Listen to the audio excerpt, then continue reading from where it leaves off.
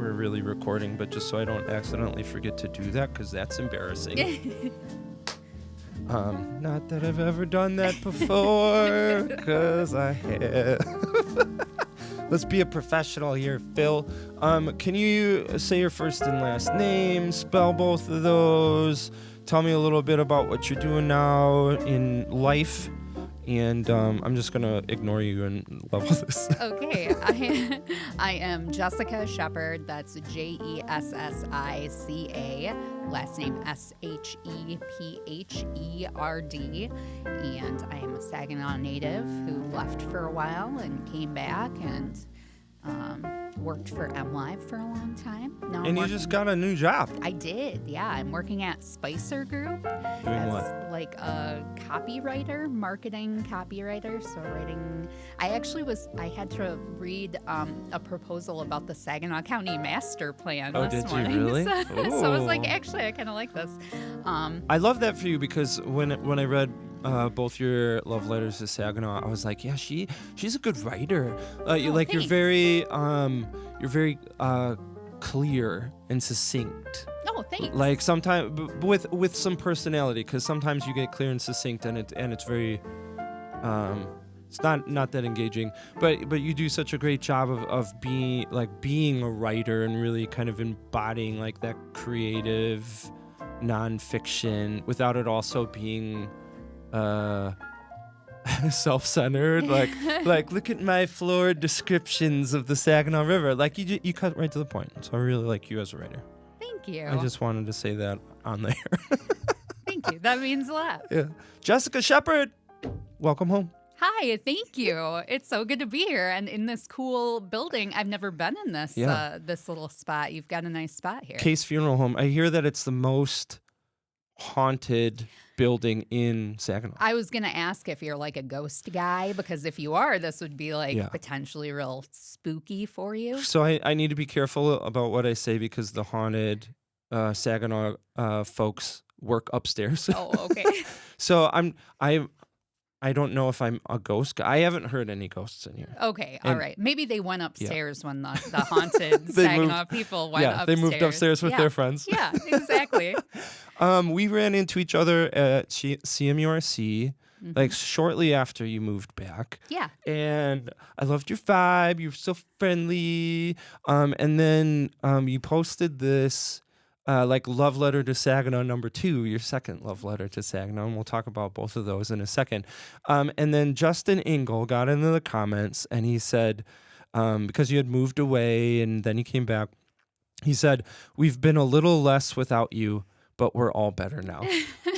Wow. And I thought that was so sweet. That's so Justin. He's such a good friend and great writer and journalist. What a guy. Yeah.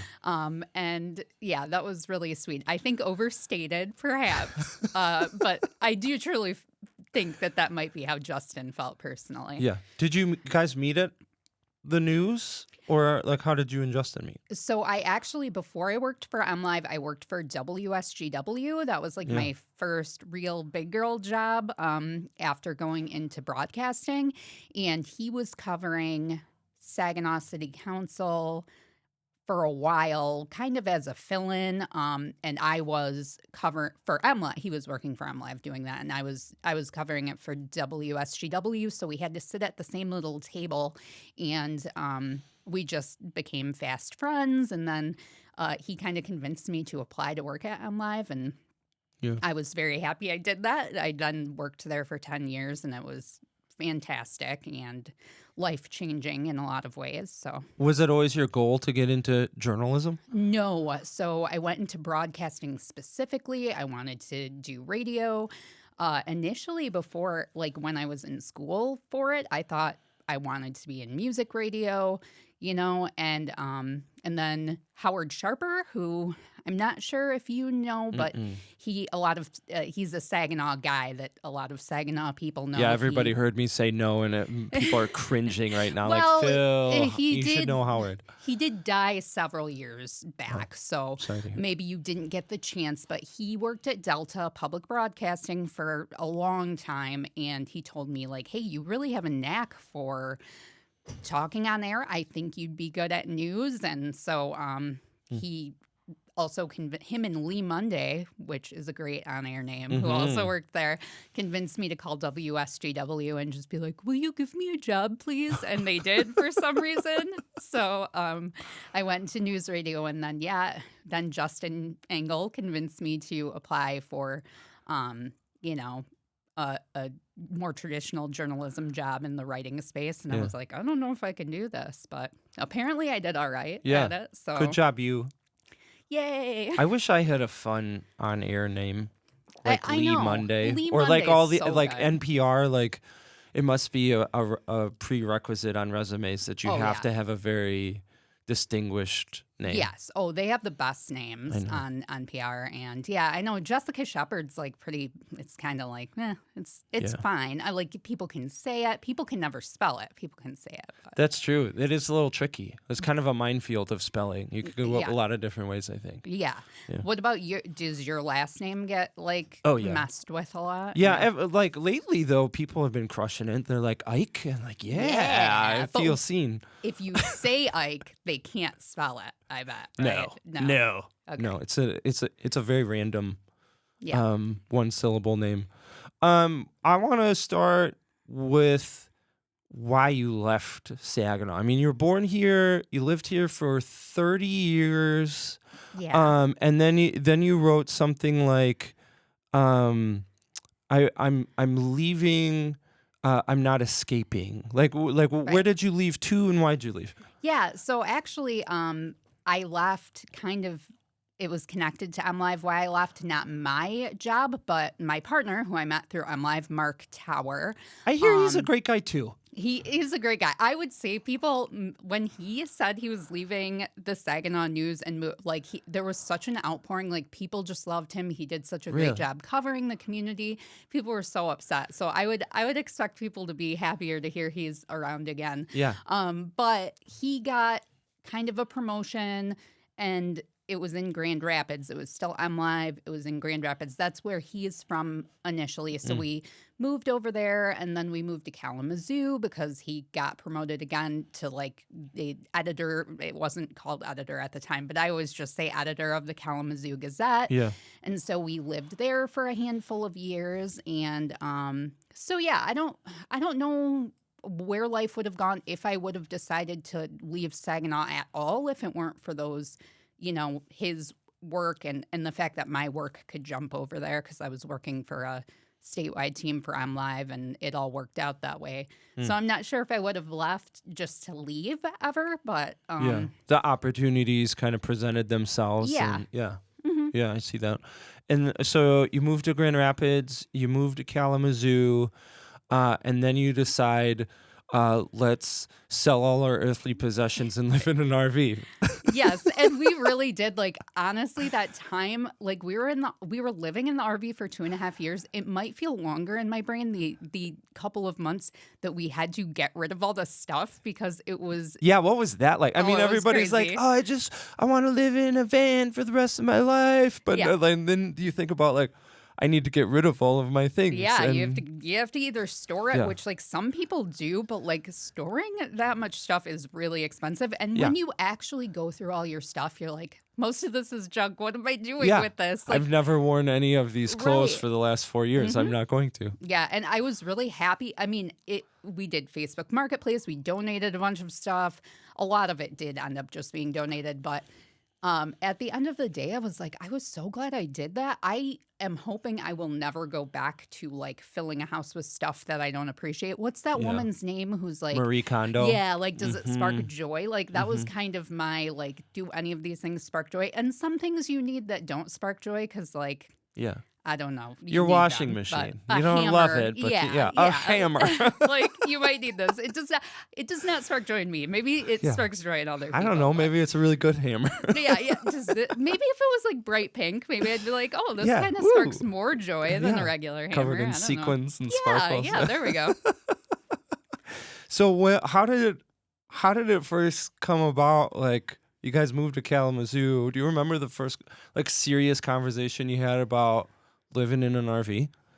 So I think I joked about, because everyone's kind of seen that like van life thing that started happening. Yeah. And I think I made like just a joke, just a offhand joke. I never thought it would go anywhere. And it's one of those things, yeah, you say it, you put it out into the world and you think that didn't, and then you're like, but wait, could we do that? And then it just kind of became this little thing we'd bring back up for fun, and it started to become a real thing. Especially because speaking about community and all of that, I love Kalamazoo. There are so many great things going on there. Yeah, that's true. I never felt at home. I liked our house out there a lot. Yeah. I never started to get that feeling of like, this is my place. I felt like I was in someone else's place and Yeah. it was fun and I was having a good time. And I think me and Mark kind of shared that. And so I think that was part of the thought of maybe this isn't our place, but if this isn't our place, what are we going to do? And we both love to travel. So the RV thing just, it snowballed into a real thing. To that point, we were talking before recording about the traveling that I do, and I'm sure that we'll talk about this more later. But you go to really cool places, and Charleston, Greenville, like all of these places where everybody goes, and they're kind of the pinnacle of cool, and they are very cool, but it cannot be overstated how important it is to feel like you are home somewhere. Right. And those amenities and 1,000 places to eat, and the history and the experiences, like all of those are very important to quality of life. But that sense of belonging, man, it's just it's something human beings crave, and like we desperately need. Yeah, we need fun places to eat, but feeling part of a community. Right. Yeah. And Can't I put a price on it. don't think I appreciated that No. for a long time because I lived in Saginaw my first 30 years of life. I don't think I even realized how much I felt like it was my place. I just had no comparison. I had Yeah. nothing else. Yeah. So coming back, it really does feel like, oh wow, I remember this. Like all of this is my stuff. Like it feels like my streets, my Scottish Inn, my, like it just feels like home. Yeah, So, it's like a comfy chair. Like it might Yes. be a little rough around the edges in places, but it's your comfy chair. yeah, for sure. Yeah. So you sell all your worldly belongings. Yes. You hop in the RV. Like you're working remote during this time, or well, what? we actually did this weird thing. We did some remote work too, but we did this thing called Workamping, where you like apply for these jobs, usually in places you really want to take your RV and go hang out. So we worked for, our first place was a campground in Northern California. And so we lived at the campground for like 6 months and worked at the campground. And they gave us like Cool. free place to stay and paid us. And so, yeah, it's like kind of this like trade-off. I think it used to be a lot of retirees would do it, like they'd help out at a campground. It's grown a lot, I think, because so many people have after the pandemic like have gotten really into RVing or moved into RVs. It's become more of a thing. So yeah, we went to different places and did that. We sold Christmas trees in South Florida one winter. We didn't sell them, but we were part of a team that sold Christmas trees. And then we worked at cabins that were like a mile outside of the border of Grand Teton National Park for summer. So yeah, we got to see some cool things and meet some new people and do some interesting jobs. And then yeah, we would also do some online work along the way and all of that. So I kind of like this because you're getting additional experiences that you wouldn't have otherwise. Like typically the assumption is that if you're traveling like that, you're working remote at your job and you're bashing away at a laptop on the beach in Costa Rica or Right. whatever it is. And well, like that seems very cool. I would also imagine it's a little bit isolating in the fact like, yeah, you're in all of these places, but you don't know anybody and you're not really having like interaction with like intentional international. Like there Right. are other avenues for that, but it's different saying that, like I sold Christmas trees in South Florida. Like it's just Yeah. a different experience. And getting to work with new people. When you're like on a team with people, you meet new people. When you're checking people into a campground, you're meeting new people. And yeah, so I really enjoyed that. I thought it was fun. And I'm the kind of person who I love trying like new jobs, new things. Like I want to know what everyone's job is like. So that was kind of fun to put myself in that position. Oh yeah, that is super fun. So how long were you traveling for, and like where all did you go? So full-time traveling was like 2.5 years. And yeah, we started in Northern California, but I mean, we went straight from Kalamazoo to Northern California. So we went like through, a ton of places, including for some reason on that trip, I remember Amarillo, Texas really well. And it was so windy there. And they're like, this isn't even very windy. And I was like, okay, well, It's I like don't the know if Michigan I'll be cold, back like- because like that's, like it's 0 degrees out, and Yeah. everybody's like, it's not even that cold. When really we're all freezing Yeah, and we're all right. complaining about how cold it is. Right. Yeah. But you can't let other people No, see that. you That's- can't let the outsiders know. Yeah.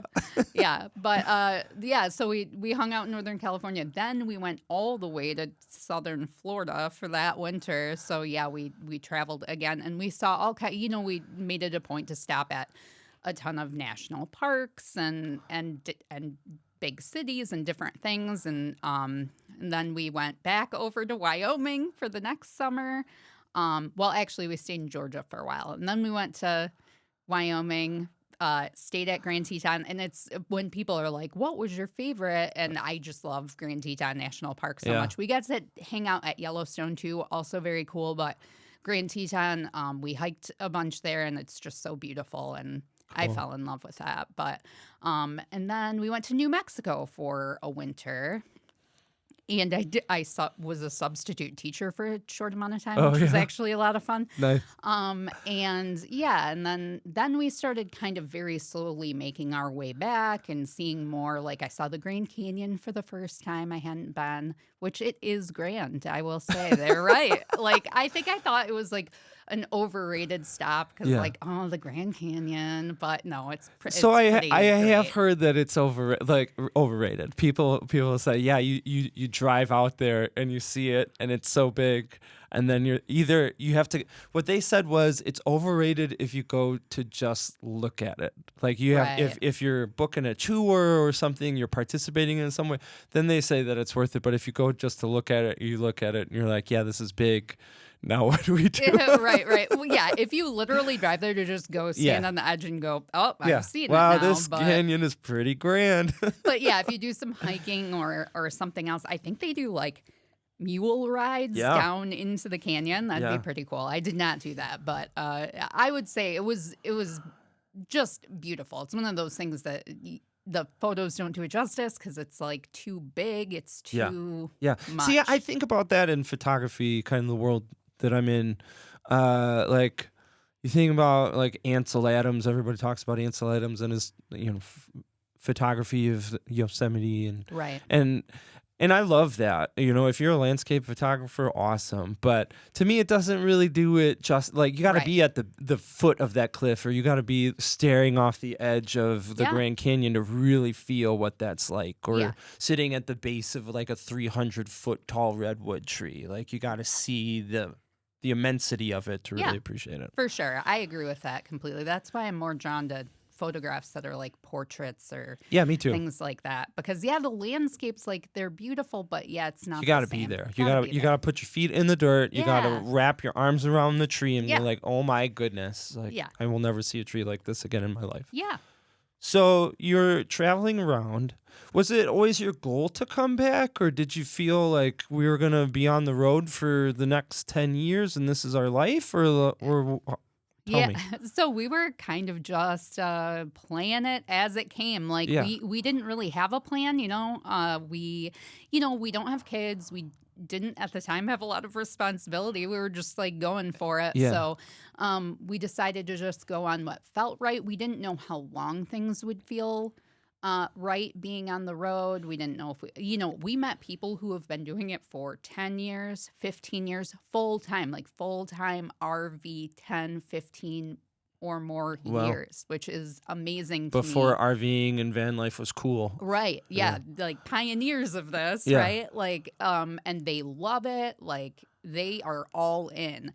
I think at some point I realized I felt like I was in limbo. I enjoyed it, but it's almost like when you're on vacation and you know that your real life is there, and maybe that's annoying in some way, like, oh, I have to go back to real life. But Yeah. then there was something in my brain I couldn't click off, like, this is real life, this is real life. Interesting. Because we're traveling around, there's no real home base at that point, and I think I just felt like I was in this weird space of Like perpetual Sunday scaries. or perpetual like Friday night, but then there's no Monday or something. Yeah. I don't know, and it just felt like I was on an adventure. It didn't feel permanent, and I think there was, and I call myself low maintenance, but an RV, like we started in a pretty small RV.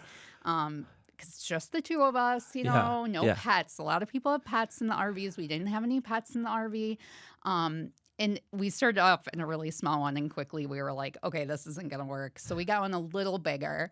But still, it's like, it's not a lot of room. And I call myself low maintenance, but maybe I'm not low maintenance enough to live. Although some of these RVs are really fancy. I'm also cheap. I'm cheap.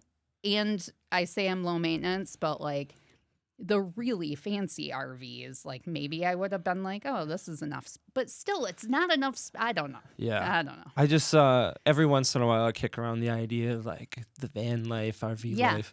And I just saw one the other day. It was like $180,000 for this van. Oh, no. And I was like, like I mean, like, what is more American than like the Great American Road Trip in a $200,000 van? on your line of credit that you'll have to pay back, but that's like very American. Yeah. I'm gonna buy this very I also I can't actually get in my car and do that right now. I have to buy a house on wheels, and then I can do that. Yes, and and some people do that, and more power to them. But it was fun for a while, and I think the people who have it right are like people who do it for like winter, but then they have like a regular. This is like mostly again retirees who have like saved up for this and figured it all out, but do like winter in an RV and then summer, at their house or whatever. And that's a really cool setup. I like that. And before we go on, if you do have a $200,000 van, I love that for you. Yes, good for you. That's awesome. This is jealousy talking. Yes. I wish that I could also have that van. Especially though coming from the mindset of we live in Saginaw, like a $200,000 house here is like amazing. Like that's like the most amazing house, which is not like a lot of places are way more expensive than that. But here, that's like a fortune. You talk about this idea of being in kind of this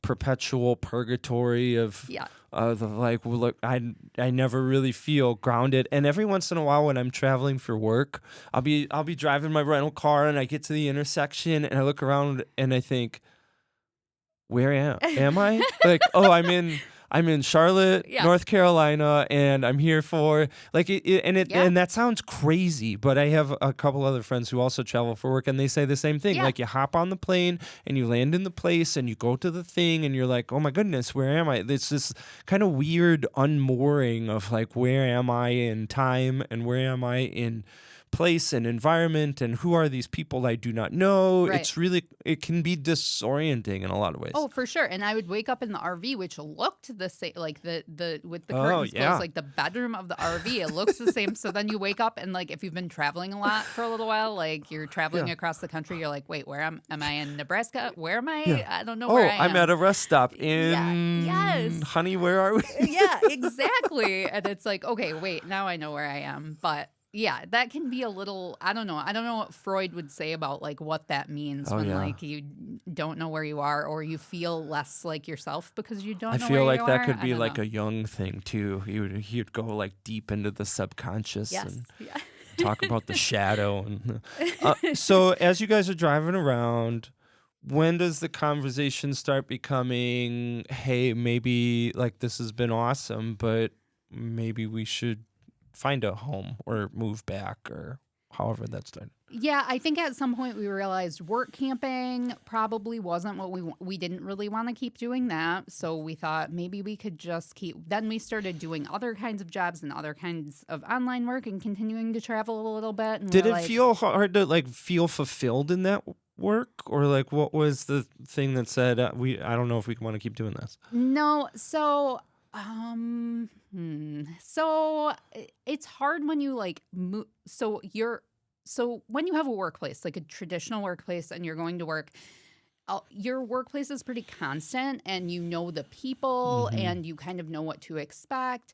But everything changes so much in these work camping experiences, and everyone's trying to come together, get to know each other, get to feel each other out in such a short period of time. So all of the working elements of like working together and like figuring out, by the time you start figuring it out, you're almost done. And then it feels, so that's a little tough, I think. Yeah, I would feel constantly not good at what I'm doing. Right. So it's like, and then just trying to navigate like who does what and like whose work style works with others. Oh, that's true. Like you're constantly learning not only about the people, but like how to work with the people, and it's always changing. And yeah, for sure. So there was a lot of that. Like, yeah, I like being good at a thing I'm doing. I like, working well with other people. So there were just some things standing in the way of making those perfect work environments. Yeah. And but it was fun. It was fun while we did it. We just couldn't see ourselves like, a different job every like 6 months for the foreseeable future. Yeah. You know?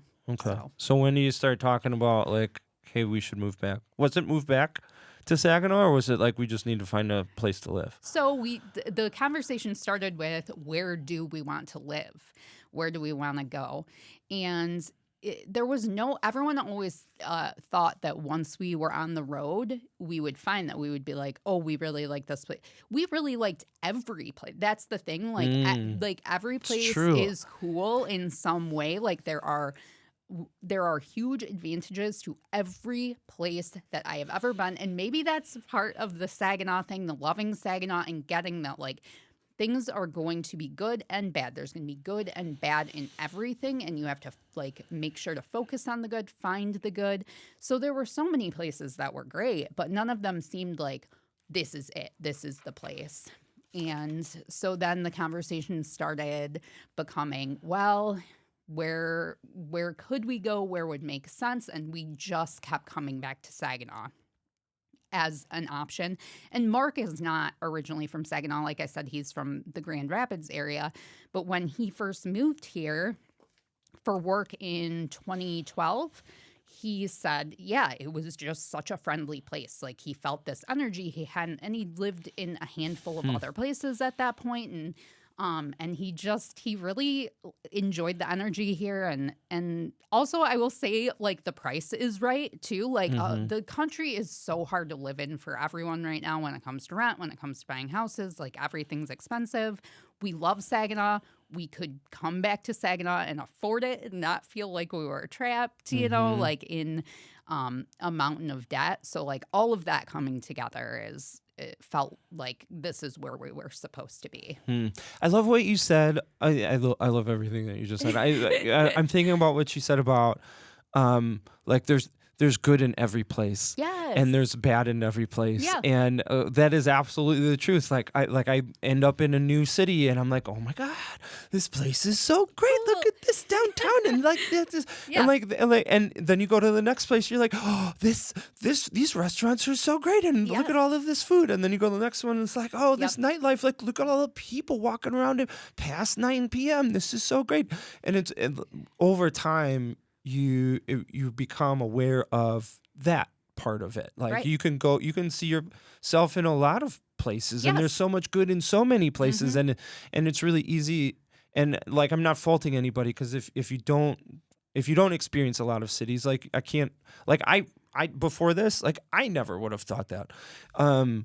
Like that is true. And I think the cliche about growing where you're planted, like why that makes sense is like there's always going to be good and there's always going to be bad in a place, and you go to the next place and something else is good and something else is bad. You go to the next place, something else is good, so it really comes down to choosing choosing your good and choosing your bad. Like For sure. like the grass is greener everywhere. And so you just have to learn to, like, the grass is also greener here, and is this place for me? Right. And I think that's the truth in that Grow Weary Planet. I also love, what were you talking about after that? I blanked. I was like up on my soapbox. The good and the bad, and Mark thought it was really friendly. Oh yeah, the energy. Yes, so like Mark, what I love about Mark too, accept my Facebook friend request. I think I sent you one. He's so bad at social media, but yes, I will tell him. Yeah, tell him, because we should be friends, Mark. I love that Mark also came from Grand Rapids and felt the energy here, because like you look at what's happening in Grand Rapids right now and the growth of it, and like it's the cool place to be, you know. Like there's so much momentum in Detroit Metro, Detroit City and then Grand Rapids Metro, and like that's where people are thinking like that's where I gotta go, and like here Mark comes here and says like there's an energy here that I don't feel, and that's exactly what I tell people too. Like and I use this phrase all the time, like there's something in the dirt and water in Saginaw that makes you feel a certain way, and it's really hard to put your finger on. Like you can't look around and say look, we have 10,000 places to eat, and look at all of these immaculate, you know, insert whatever asset or amenity you want, but you come and you it gets in your blood, and it's hard to shake. Yeah. I think how I described it in my love letter part 2, when I came back, was that it's both genuine but not put on, like not fake. Yeah. It's like, obviously it's genuine. It's friendly but not put on. Yeah. So it's like a genuine like friendliness that comes naturally to people here. They're not trying to be like, oh, how are you? Yeah. How are the kids? It's like down south, and I love my South Carolina folks, but when they're like, bless your heart, you know like, that's not what they mean. And here it's just like, you can start talking to whoever on the street, and like it doesn't feel like they're trying hard. It doesn't feel awkward. It's just like they're just being real with you, and it's cool, and it's I don't know. There's something about that that's lovely. From my experience, this is what I think it is from my experience interviewing folks, is that there is a certain amount of honesty and transparency, and really like this is who I am as a person, that comes from people who have been through some stuff. Oh yeah. You know, like with that, when you've lived through some tough things, either as an individual or as a community, it kind of dissolves some of the pretentiousness that we don't have time to be us right here. So like I'll hold that door for you. I'll give you that cup of soup for free. I'll have that conversation, because like this is who we are as people, and that's kind of what it comes across to me. Yeah. Oh, for sure. And I think I was going deeper, talking to someone about this topic, and I said, having lived in other places, and I won't call a place out by name at all. Yeah. But there are some places that have a good reputation, and when they do, they're working, like everyone's just working to protect that. So no one's being genuine, no one's having real conversations. Everyone's only trying to protect the reputation of the place and make it look a certain way. Saginaw has no need for that, because everyone outside of here has so many rude things to say. Yeah, we know what the reputation is. We know what you think about us. Yeah. And so we don't have, like, we're not going to put on anything. And the people who care so much, and they want to work to make it better. They're not worried about putting anything on, putting on a reputation, making anything look a certain way. They're doing hard work. It's like Kevin Rooker and that park that he lived next to, and he just went over there and he would take care of it, and it was not about, you know, making anything seem, it was that this is my community and I'm going to help. Yeah. I mean, like Kevin is such a great example of so many folks in this community. Like they're not sending out press releases every time they go and clean up a park, or they do the thing, or they start the foundation, or they volunteer at the school. Like they just go and do it. Right. And then they do it, and they do it, and then 40 years goes by, and then they pass away, and then it comes out like, oh, they've mentored 3,000 young men in the city of Saginaw, and nobody really knew except for those 3,000 young men, because there wasn't like lights and cameras and press releases and things like that. No offense to people with press releases, but like that's like that's a quiet kind of like, yeah, this is like, we are from Saginaw and this is what we do. Yeah, and we're gonna help. Yeah, we're gonna help. Yeah. So who first suggested moving back to Saginaw? Oh, I don't know. I might have brought it up first. It is my hometown. My family lives here. Yeah. I might have brought it up first, or just started looking at like real estate listings and then being like, look at these real estate listings. The Zillow links. And then having like, all of us think we're the main character in our heads or whatever. So maybe I'm just like remembering it that way, or like allowing Mark to blame me later if like he's like, why'd we come back here? No, I'm just kidding. He wouldn't do that. But no, I think maybe, but yeah, it did organic, like with a lot. People ask me and Mark this about like the RV thing, about like decisions we make. And I don't know if we just have mind meld after all these years, but it does seem like we both kind of inch toward conclusions together. So you find a house. Do you sell the RV or do you still have it? We have it right now. We will probably be selling it in the spring. Winter in Michigan, not the best place. Yeah, that's not true. the best place and time to sell an RV. So wink, wink, if you're listening to this and want to start your RV life. Yeah, come check out our RV. I do love that RV. It's been good. Did you name it? Does it have a name? Yeah. So it's not as good. Our first RV had a better name because it was a coachman, and so I named it Craig T. Nelson because the show Coach. I don't know. So that was Craig T. Nelson. So our new one's Seymour because it's a sightseer, and then I didn't know if it was like Seymour from like the Simpsons, like Seymour Skinner from The Simpsons, or there were like 4 Seymours that we were talking about. And then you're seeing more of the country. Exactly. I like that. So yeah, Seymour. Yeah, it's kind of like a dad joke. Yeah. Like a rolling dad joke. Yeah, for sure. So when did you move back officially? This is going to get into a weird little offshoot here. Let's get weird. We bought the house at the beginning of September, but then we not almost immediately, but pretty shortly after that left to go work the beet harvest.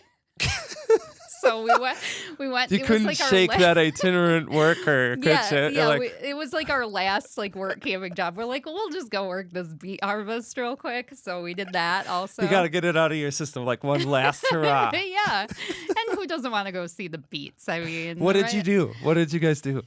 So Mark. Is this for Michigan Sugar? Yeah. So Mark like ended up being like an operator of one of the big beet pilers, and then I was down on the ground and like I would talk to the truckers and they'd like give me a ticket and I'd take a sample of their beets and like tie up the sample and then make sure the beets were going into the pile correctly. But yeah, so I have that to put on my resume now as beet. Well, I don't even remember what it was. Tear taker. I was a tear taker for the beet harvest. So wow. So in your new gig at Spicer, like if your coworkers come in and see you like sleeping on the floor in a sleeping bag or whatever, like that, like what? Yeah, it's just feeling like my home environment. So you moved back in September, and you described it in your second love letter. And folks, you should read both of these. They're on Saginaw News. Yeah, right? MLive.com. Yeah, if you just search for like love letter to Saginaw, Jessica Shepard, you'll find it. You in your most recent one, you said being back in Saginaw is like getting a hug from an old friend. It's not too tight, but they use both arms. Yeah, I don't know where that came from. That was one of those like I sat down and I just started writing and it just like fell out, you know? I love it. Thanks. Yeah, and I like initially my reflex is to ask you what you mean by that, but I think sometimes when we explain things, it takes away some of the meaning. So let's not. But you grew up here 30 years. You moved away for a bunch of years. You came back. Did your perception of Saginaw change the second time around? Was it reinforced from the first time? I'm just curious to hear like your understanding of this community now that you're back in it. Yeah, so I would say I see even more of like the little sparkle. Like I feel like more people have joined like Team Get Excited About Saginaw, probably because of people like Jamie Forbes and you. The work you do, Phil, is Oh, like very positive and like I think changing perception, and showing people like all the cool things that are happening in Saginaw. And yeah, I just felt like, and I would say Old Town looks really great. Some of the changes there, although that was kind of happening when I left, but hmm there are new business like the pizza. Oh, the Old pizza. World. It's so good. Yeah, you can check out our interview with Eric here on this season. All So, right. yeah, the food is in Old Town, especially considering how small it is just out of this world. Yeah. You just get some of the greatest food. Yeah, and so a lot the same, but I do think there are more and some younger like Saginaw diehards now who have popped up, who have come on board. So I think that's fantastic, and I think things are moving in a great direction. Yeah. So you got some writing gigs back at the Saginaw News when you came back. Yeah. And this second love letter was kind of like your finale for now. Yes. Because what are you doing now? Yeah, I'm working at Spicer Group. I'm a marketing copywriter. Cool. So I'm working in an office right in downtown, which I'm like very excited Yeah, about. cool. Right across from SVRC, another great Saginaw thing. Yeah, all the food in there, man. Yes. Killer. Yeah. You can eat at a different place every day of the week for weeks. Yeah. It's at fantastic. SVRC. Yeah, if you like are listening to this and you have not been in there yet, like please just go there. You gotta go. Just go. You gotta go. Yes. I'm not gonna get on my soapbox because I'm tempted, but you gotta go, especially if you're somebody. I want to loop it into the theme of this conversation, especially if you're somebody who's like, man, I'm like, there's not really anything good here, and why don't we have XYZ? Like this community has XYZ. Right. Like I just want to encourage you, like if you're not experiencing the things that the community does have, Right. like you got to, Thank you, Phil. you have to, like you got to go to these places. You got to eat. Yes. SVRC, Froley, like every place in Old Town. You got if you don't want to or you can't afford that, like go find a group to volunteer with or go to an event or like put yourself out into the community, and what's going to happen is I think one of two things. Like one, you're going to prove to yourself that like maybe this place isn't for me. Maybe I got to go looking, or maybe I have an itch. Like maybe I like it, but like the itch is just too strong, and I got to go to whatever. Right. Like go and do it. Like you hopped in an RV, Yeah. and you traveled the country, and you came back, and like people, if you have that itch to scratch, like go forth and see the world, and we'd love for you to come back. So like experiencing the community is going to prove to you the feeling that you're having, as opposed to just like sitting in your house and going like, man, Saginaw, like why aren't you doing all these things for me? Right. Like, so go out there. Or the other thing that's gonna happen is you just might fall in love with it. Exactly. Or meet your new best friend, Yes. or who knows? Like, Yes, it's gonna change your life in some way. Yes. It might be a huge way. You might get a new job. Yes. It might change it in like a very personal way, like you said. Like you might make a new friend. Like counter cruise, man. Like if you're struggling, like getting involved in the community, like go to Facebook, type in Counter Cruise. It's a bike group. Follow them, and then they're gonna post in the summer like, hey guys, we're gonna have our Monday night rides and meet up. It's free. You can even say, I don't have a bike. Can anybody loan me a bike? And there's going to be 50 people going like, I've got an extra bike. Meet me there. Or what size bike are you? Or what color bike do you want? Because I've got 3. And you're going to ride a bike around with people, and you're going to be like, oh, this is kind of dope. Yes. And so just get yourself out in the community. Oh, for sure. And I think a lot of people complain and then don't even attempt to look for things or try new things. Like, I'm not saying this woman complains, and she will not know who she is. I'm sure she will not hear this, but she was in front of me one day. I went to Bread Gal to get something for someone, and there was this woman in front of me, and as she was checking out, she said to the clerk, I didn't know you were here. What's the deal? You should advertise. You should advertise. I had no idea you were here. And I was thinking to myself, I hadn't been living here since this business had been opened. And all I heard about was this business. So I don't know where this woman was or why she didn't know that was there. But, there are so many things going on. And yeah, if you haven't been into Bread Gal, there's another one. Like all of Old Town. Yeah, just like do a whole little loop around Old Town to eat everything because it's delicious. But yeah, you should advertise. Well, if you're unhappy with the place you are, like when we were traveling, we had to find things on our own, right? So it's like if you want to find something, if you're missing something, look for it. Try and find something new that excites you, even in your own town. Yep. Yeah, especially I think about social media. It kind of unconsciously trains us to be like served everything that we need. Like, I just open up my phone and all of the information that I need to exist on this planet is given to me. And then it's up to all of the billion news agencies, small businesses, government agencies to like somehow find its way onto that newsfeed. And it's just like, that's just impossible. And so our community, needs people to just intentionally search it out, where to eat in Saginaw, or even get in the car and like drive there and walk around. Like I saw somebody in the comment section yesterday. I made a post and about a business that had closed, and this business has been closed for months. Right. And they were like, "Oh, that business closed." Like I get it. Yeah. Like I get it.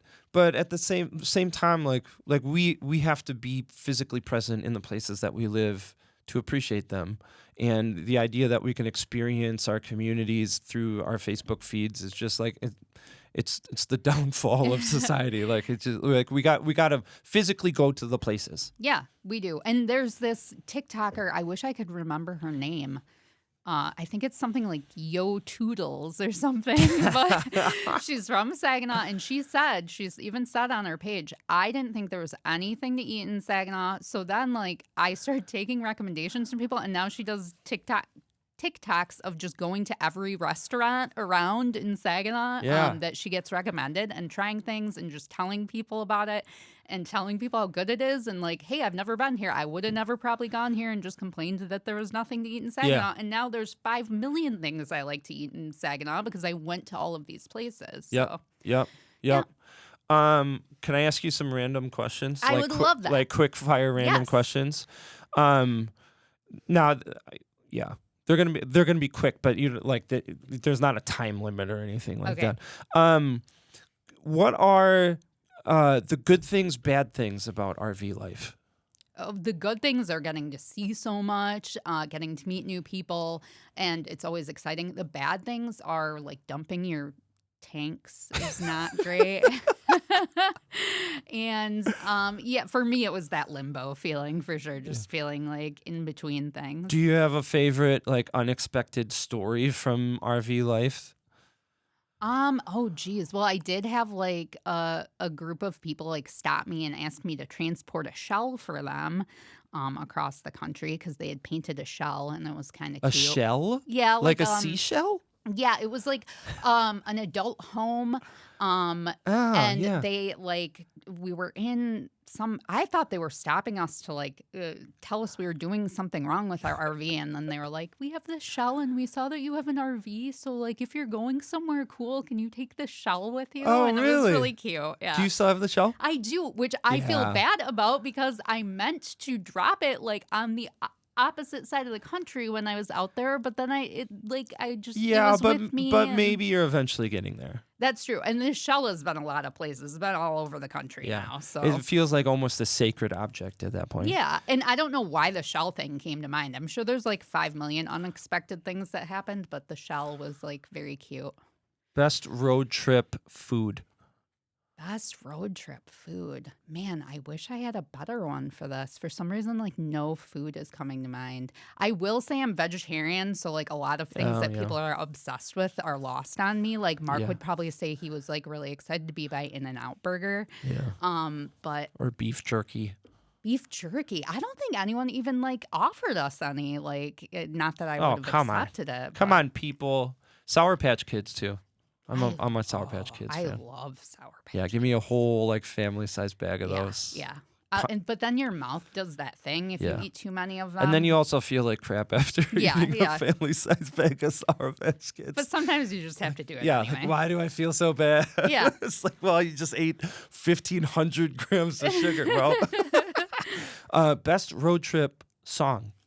Best road trip song. Well, I'm a big Tom Petty, so like any Tom Petty, but like "Running Down a Dream" I think is the first thing that comes to mind. Yeah. It's like you just get in the car, you start playing it, you feel like you're really going somewhere, something cool's about to happen. Yeah, apparently that's my road trip voice too. I don't know.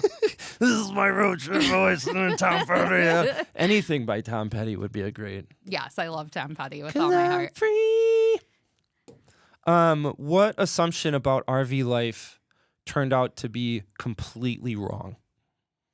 That I think the type of people I would meet in RV life, like I think I had like a specific thought about like very like hippie oriented. I guess I have that assumption too. No, it's not that at all. It's like so many different. You will meet and like honestly a lot more straight laced people than I thought. Like kind of the opposite of that. Would you describe it as like different kinds of normal people?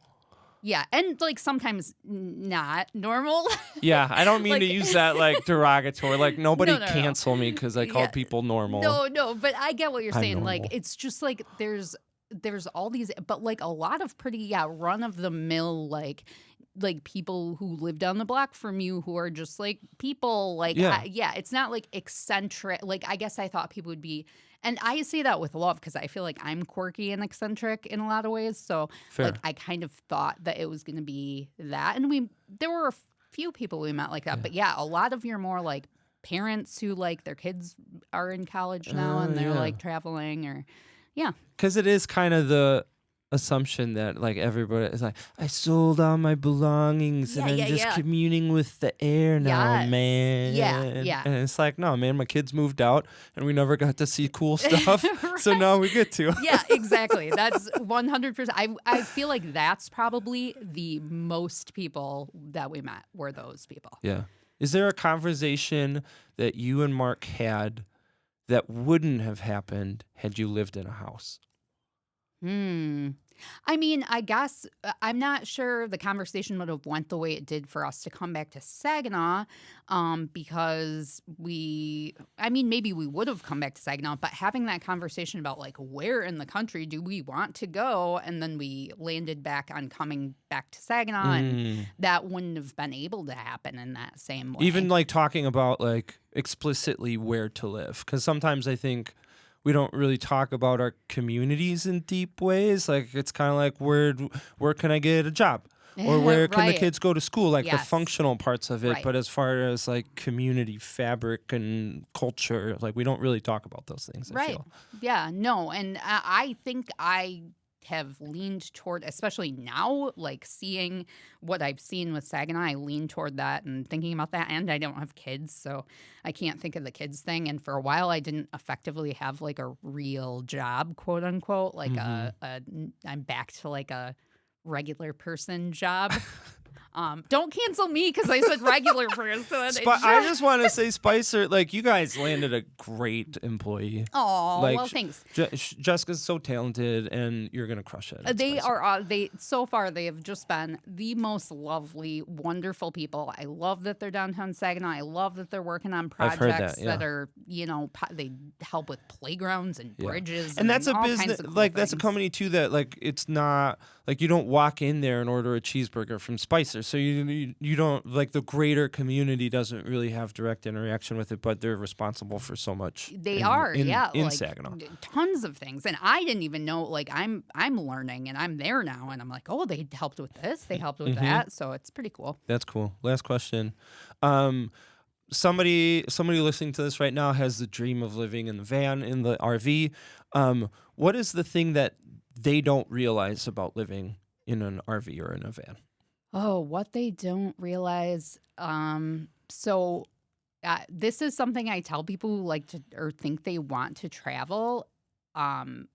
Is if it's to like the RV is not going to solve any problem you have. Like if you're having a problem where you are, because I will say the thing that I think me and Mark were having a problem with at the time that we left was not feeling like we had community where we were living, and we thought maybe traveling, but then we were traveling and we're like, well, that didn't solve it because then we were moving 100% of the time. Yeah. Like, how does that build community? So sometimes I think before you do it, evaluate what you think your problem is. If you're totally just thinking, I just want to see things, which was a big part of what we wanted, then yes, it's totally wonderful for that. But if you're trying to escape something or find something, it might not be the thing. Look inside yourself first. I don't know.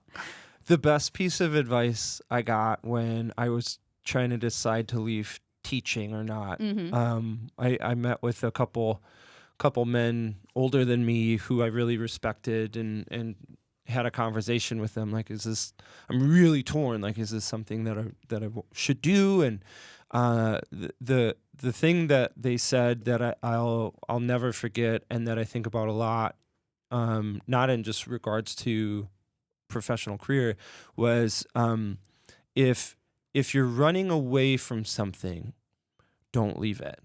Now, if you're running towards something, then go. Yes. And I thought that was a really profound way of looking at it. It's like if you're running away from something, it's always going to be there, or sooner or later it's going to catch up to you in different ways. And so like you can't run away from it. But like if you're running towards something, like the opportunity or the experience or the what, whatever it is, then you should do it. And I think that kind of That's great sounds advice. like what you're saying. Yeah, write that down. I love that. Write that down. Well, Jessica Shepard, I want to say first, thanks so much for this conversation. But most important, welcome back. Thank you. I'm so glad that we were able to meet in this way, so that we get to sit down and chat. And man, Saginaw's better for having you back. So. Well, thank you. And I'm so excited. Like I said, this is so awesome. What you're doing is awesome. So it's so good to meet you. You were one of the people that people were like, you haven't been here, but you got to meet Phil. Have you met Phil? And I was like, all right, I got to meet Phil. So awesome. Well, thanks people that said that. And thanks, Jessica, for joining us for this conversation. Thanks. You're awesome. Well, you're awesome. Thanks. It was a lot of fun.